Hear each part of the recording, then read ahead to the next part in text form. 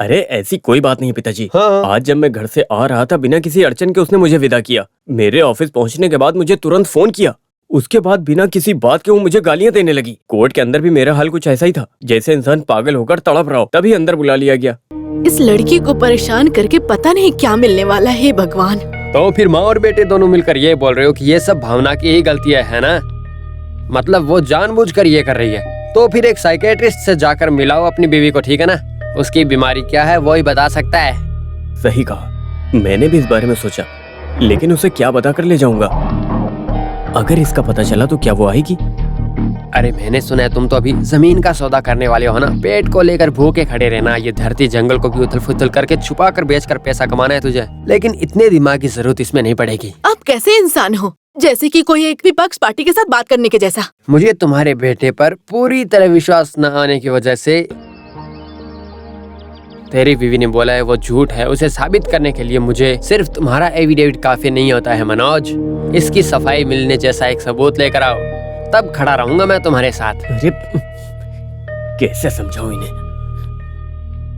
मेरा बेटा सच बोल रहा है, कुछ भी झूठ नहीं है, मुझे विश्वास है। हो सकता है, लेकिन हमारे बेटे के लिए हम हैं। लेकिन हमारे अलावा ऐसा रिश्तेदार बोलने के लिए उस लड़की का कोई भी नहीं है ना। ऐसे में हमने इसका सपोर्ट किया तो उसका कोई नहीं है ऐसा उस लड़की को लगेगा, तो फिर अच्छा नहीं होगा। ऐसा हम नहीं कर सकते। ऐसी क्या खास बात है आज? आओ आकर बैठो, बताती हूँ। माया याद है तुम्हें, जो हमारी शादी में आई थी? ये हुई ना बात। अरे हमारी शादी में बहुत लोग आए थे, सब कैसे याद रहेंगे? अरे वो अलग है। मैं हमेशा उसके बारे में मनोज जिक्र करती थी। शायद मनोज तुम्हें याद नहीं होगा। मैंने बोला था ना मेरे हॉस्टल में थी। अरे ठीक है तुम बोली होगी, बताओ क्या बात है? वो इसी फ्लैट में रहती है। क्या इसी के अंदर? अरे ऊपर नए किराएदार आए हैं, एक बाप और बेटी वही है। हाँ, कल वो मुझसे मिलने आई थी। हमने बहुत सारी बातें की। वो बहुत ज्यादा खुश हो गई। पहले से ही वो ऐसी ही है, उसके साथ बात करने से बिल्कुल अलग इंसान बन जाते हैं। जब वो चली गई थी तो मुझे कुछ करने का मूड हुआ। ये वही सब कुछ है। उसको मैंने हम दोनों के बारे में सब बता दिया। तुम्हारा मतलब? अरे मतलब हमारे बीच की परेशानी। मनोज, ऐसा क्या सोच रहे हो? आज मैं घर गया था। आज पिताजी ने बहुत डांटा है मुझे।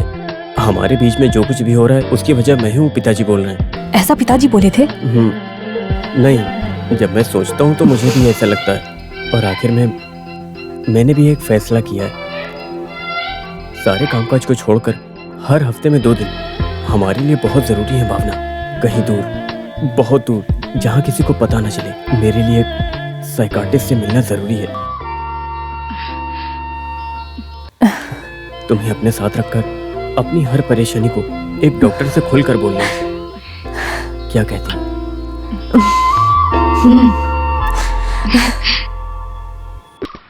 ये क्या है यहाँ? मैंने कहा था ना एक डॉक्टर से मिलना, ये उन्हीं का घर। ओह, वैसे मनोज तुम डॉक्टर को कैसे जानते हो? मैं नहीं, पिताजी जानते हैं। पहले इनका केस पिताजी ही देख रहे थे। ओके। चलो। हम एक साथ बैठकर बातचीत करेंगे या फिर हम सब एक साथ ही बात करेंगे। हाँ, मेरी बात मानो तो भावना दूसरी दुनिया में है। भावना बिल्कुल नहीं चाहती कि कोई उसे परेशान करे। वहां रहकर देखते समय मनोज के कई सारे नाजायज रिश्ते हैं, भावना को लगता है। Am I right? ऐसे कुछ भावनाएं शुरू होने से पहले आपको मनोज बताए बिना आपके पीठ पीछे कुछ कर रहा है, आपको शक है। इस तरह महसूस होने से आपको कोई तकलीफ हो रही है क्या? मतलब सरदर्द या कोई डर? तो फिर यहाँ लाने के लिए आउटिंग, खुशी मनाना एक बहाना है। भावना, मैंने क्या सोचा था कि अरे एक साइको आर्टिस्ट से मिलना था तो मुझे खुलकर बता देते। तुम्हें नाटक करने की जरूरत नहीं थी। You are a brilliant actor. अरे भावना, मैं तुम्हें मरीज के रूप में नहीं देख रहा हूँ। डॉक्टर प्लीज, आपके ऊपर रखा हुआ सारा विश्वास यहीं खत्म हो चुका है। तुम एक साजिश और कविन पर्सन हो ये तो मैं जानती थी, लेकिन एक धोखेबाज भी हो ये मुझे आज पता चला। You are a real cheat. Bhavna, Bhavna please.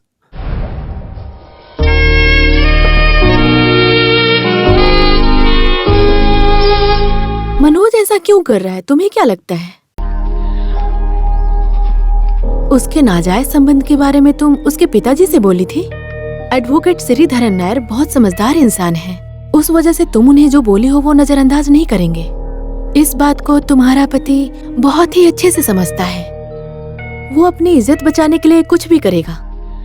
पति लोग अपने नाजायज संबंध के बारे में अपने दोस्तों से स्नैक्स और कॉफी के साथ इस बारे में बातें भी करते हैं। ठीक उसी तरह से पत्नी को भी जवाब ऐसे ही देना चाहिए, तब पता चलेगा कि कैसा फील होता है। तुम क्या बोलना चाहती हो?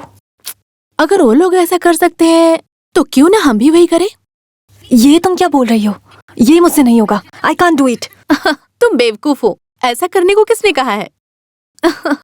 मनोज को ऐसा लगना चाहिए कि तुम भी किसी के साथ रिश्ते में हो। वो भी समाज के नजर में एक बहुत घटिया इमेज रखने वाला इंसान रहा तो मनोज तुम्हारे सामने सरेंडर हो जाएगा। उसके बाद उसकी जिंदगी में तुम्हारे अलावा कोई भी नहीं होगी। और यही मर्दों में साइकोलॉजी होती है।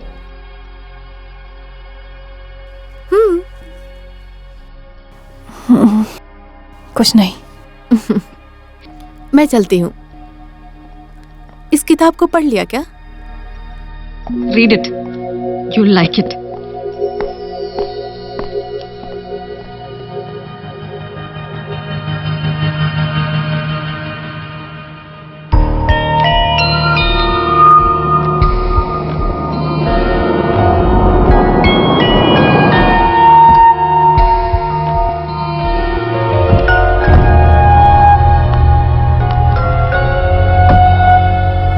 कल पिताजी को डॉक्टर के पास ले जाना है। मुझे थोड़ा लेट होगा। तुम 11 बजे से पहले आ जाओगे ना? ठीक है।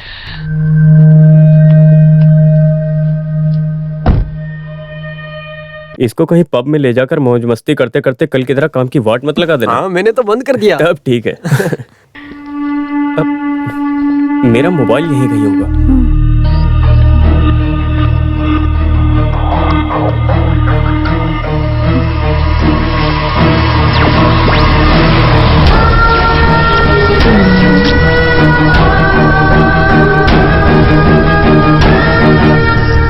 अब ये रहा। कल लेट मत होना, ठीक है? Okay bye. Okay.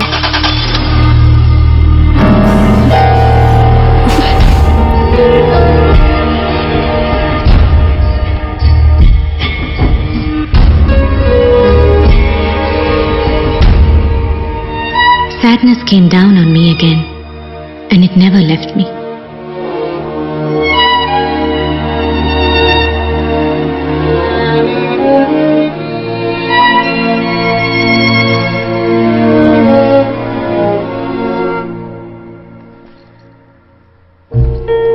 It makes me sick to think of those days. Nobody takes me out anymore. I just stay here stewing in my own shit. I'm sick of it. I'm sick of it. Sick. Sick. Sick. Sick. Sick. Sick. Sick.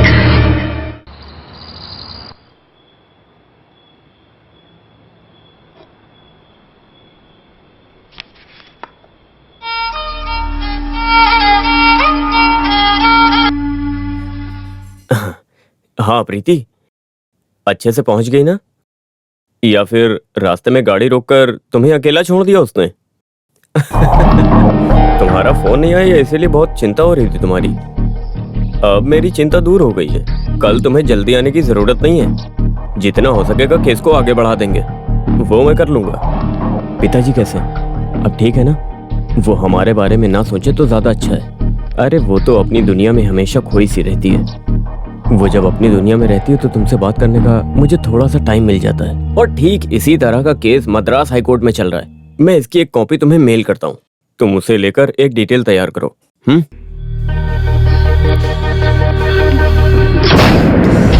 प्रीति, वैसे तुम्हारा phone नहीं आया तो मैं काफी tension में आ गया था। फोन नहीं आया, कब आएगा, यही सब सोच के। लेकिन अभी मुझे शांति मिल गई है। वो तो बस हमेशा अपनी दुनिया में गुम सी रहती है और मैं तभी तुमसे बात कर पाता हूँ।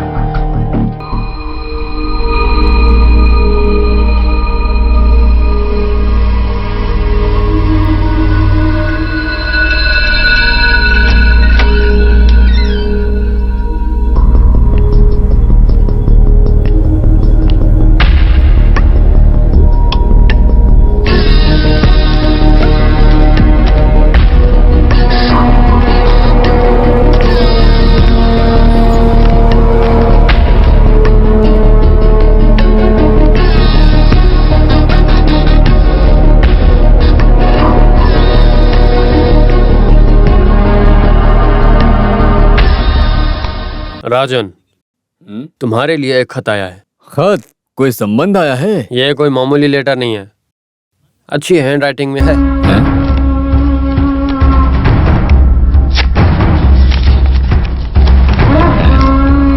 मेरे प्रिय राजन, मैं कौन हूँ ये तुम नहीं जानते हो, लेकिन मैं जानती हूँ आपको। एक खूनी हो जो फेमस नहीं हो, खून के केस में एक जामीन को लेकर इंतजार में बैठा हुआ एक मामूली मुजरिम हो। ये आपके लिए मेरा प्यार और मोहब्बत है। अरे कौन है राजन, कौन है वो? वो मेरी माँ का नहीं, मेरी बुआ का बेटा है सर। वैसे क्या बात है? वो अपनी मैयत में मुझे बुला रहा है। अरे जो तुम्हारी बुआ का बेटा है वो खुद अपनी मैयत में तुम्हें बुला रहा है? नहीं, ये उसके पिताजी की मैयत में। क्यों ना हम पेशाब करने जाएं? नहीं, मैं मूतने जा रहा हूँ, मूत के आता हूँ अभी। सालों से मैं छाव की तरह तुम्हारा पीछा कर रही हूँ, लेकिन लगता है तुम्हें ये नहीं पता। मेरे प्रिय राज, तुम्हें इसी नाम से बुलाना पसंद करती हूँ। जब कोई हमें प्यार करता है और इसका पता चलता है तो ये खुशी हमें और मजबूत करती है, और अगर किसी से सच्चे दिल से प्यार करे तो ये हमें और मजबूत करेगा। तुम्हें और भी मजबूत होना होगा, हिम्मत वाला होना होगा, बेल लेकर तुम्हें बाहर आना होगा। तुम्हारे जमाने में बादशाह के पास डेविड ने जो एक शब्द बोला है, इस बात को राजन मैं तुमसे बोलूं कि प्यार तुम्हें मजबूत करेगा, तो मैं किसी भी रूप में तुम्हारा साथ दूंगी। तुम्हारी माया।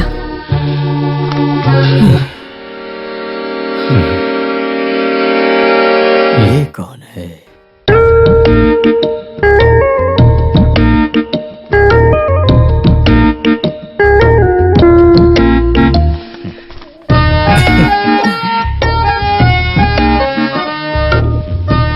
अरे राजन, क्या कर रहे हो? काफी देर से इस खत को लेकर तुम बैठे हो। आखिर क्या है इस खत में जो पढ़कर इतना हंस रहे हो? ऐसी कोई बात नहीं है, लेकिन मुझे ऐसा खत कौन लिखेगा?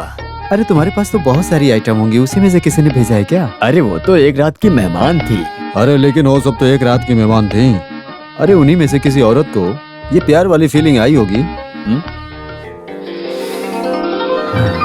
अरे प्यार अगर तुझे कमजोर बनाएगा तो तुझे मजबूत बनाने के लिए तेरा साथ दूंगी ना मैं, समझ गए ना?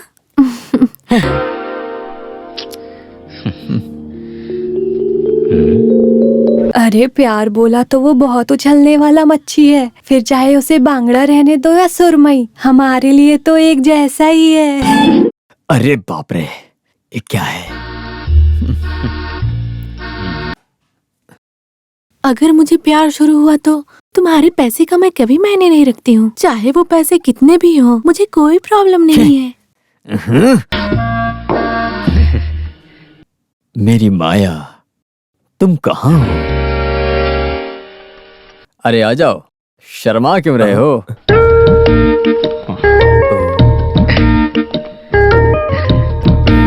अरे क्या हुआ, तुम मुंह छुपा रहे हो? अरे देखो कैसे शर्मा रहा है। प्यार है, लेकिन किससे? अरे इससे शर्म आ रही है। आप जाइए सर। सर, हाँ, उस दिन मैंने जानबूझकर ऐसा नहीं किया था। हाँ? जिंदगी भर के लिए इस सलाखों के पीछे रहना पड़ेगा, ये सोचकर घबरा गया था बस। अरे वो कोई बात नहीं। सर, हाँ? मुझे जमीन मिलेगी ना? हाँ देखते हैं, प्रोसिक्यूटर बहुत स्ट्रॉन्ग खींच रहे हैं, फिर भी हम एक और अर्जी डालते हैं। तुम इसमें साइन कर दो, तब तक मैं देखता हूँ। ये लो। वहाँ नहीं, वहाँ, हाँ यहाँ। यहाँ साइन करना है सर? हाँ। वकील सर, हाँ। मैं इंतजार करूंगा। सच कहूँ तो इस तरह से मैं जो इंतजार कर रहा हूँ, इसके पीछे भी एक खास वजह है। रिलीज होने के लिए कुछ भी करूंगा। तुम्हें कुछ तो हुआ है राजन। आमतौर पर तुम्हें इस तरह बात करने की आदत नहीं है। हाँ? अभी अपने सपनों की दुनिया में जी रहा हूँ सर। सोच रहा हूँ मेरे से प्यार करने के लिए भी कोई जी रहा है। यही तो अच्छी बात है राजन। जिंदगी में आगे बढ़ने के लिए अच्छी सोच रखना बहुत जरूरी है। वैसे कौन है वो लड़की? माया। माया? हाँ, अभी सिर्फ नाम ही जानता हूँ, लेकिन वो मेरे बारे में पूरी बात जानती है। मेरा काला गोरा धंधा जानकर भी वो मुझसे प्यार करती है। मैं लकी हूँ। सच कहा, तुम बहुत किस्मत वाले हो। बाहर हम लोग खुशी से कैसे रहें यही सोच पाते हैं, लेकिन तुम्हारी किस्मत अच्छी है। अभी मैं ठीक हो जाऊंगा सर। उसने मुझे सिर्फ एक ही लेटर भेजा है। अच्छा, लेटर लिखना भी शुरू हो गया? देखो जरा। अरे सर, मैं उसे दिखाऊंगा नहीं। जिंदगी में इतना तो सीक्रेट होना ही चाहिए, बिना सीक्रेट के मजा कहाँ। उस लेटर से पता चल रहा है कितना प्यार करती है वो मुझसे। वो मुझसे बहुत प्यार करती है। I love you because I need you. जब मैच्योर होने के बाद बोलेंगे I need you because I love you. I need you Raj, I need you. मैं पूरी तरह खो चुका हूं सर। उसकी भाषा में बोलो तो मैं पागल हो चुका हूं। सर, जितनी जल्दी हो सके मुझे उतनी जल्दी यहाँ से बाहर निकाल दो सर। उसके बाद कैसे भी करके मैं उसे ढूंढ निकालूंगा और बुरा काम छोड़ दूंगा। मैं हूँ राजा, मैं हूँ। All the best. चलता हूँ मैं। हाँ तो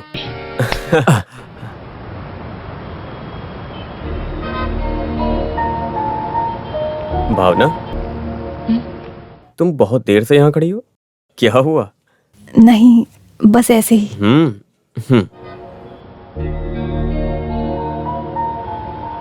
आज एक मजाक हुआ। अपने वो विलास के खून के इल्जाम में फंसा ना राजन, मैं उसके जमीन के मामले को लेकर जेल में उससे मिलने गया था। वहां पर तो वो पूरी तरह से बदल गया है। बोल रहा है कि उसके लिए किसी लड़की ने प्यार भरा खत लिखा है। उसके बाद? अरे अभी वो आदमी किसी नई दुनिया में है। बोल रहा जमीन मिलने के बाद उसका एड्रेस निकालने के मूड में है। वो उस लड़की से पागलों की तरह प्यार करने लगा है। मुझे तो बहुत अजीब लगा। एक आदमी एक एग्रीमेंट की जिंदगी में प्यार के नाम का रिश्ता निभाए, इससे अच्छा है कि पागल होकर एक इंसान से प्यार करता रहे। अच्छा है ना? हाँ ठीक है, मैं फ्रेश होके आता हूँ।